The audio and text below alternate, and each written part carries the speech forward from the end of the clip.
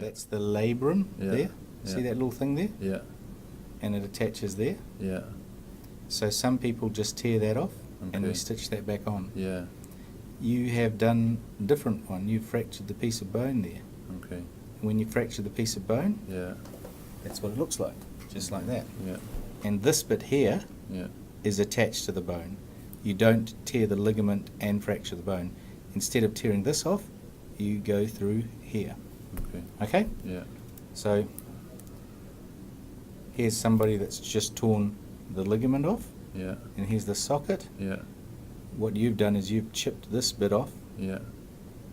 but that's still attached to that bit Okay. there. Yeah. Okay? Yeah. It's as simple as that.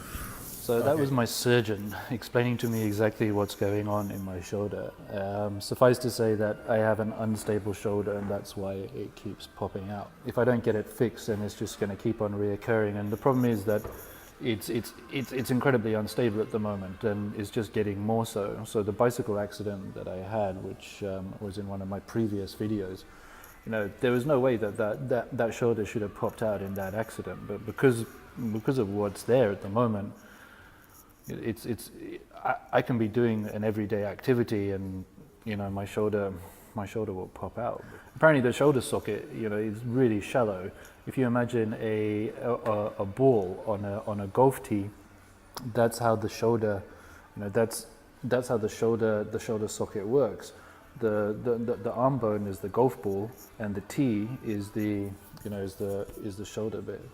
So it's not a very deep cup. It's not like the hip, which has a much deeper cup. The shoulder one is much shallower, and therefore, you know, it's subject to popping out much more.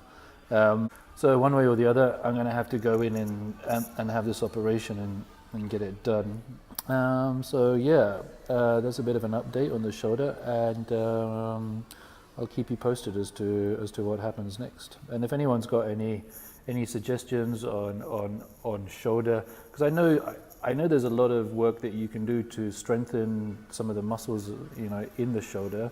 So if anyone's got any suggestions on how to do that, please let me know in the comments below, because I know that I'm going to have to do a bit of rehab on the shoulder while I'm waiting for the operation. Thanks.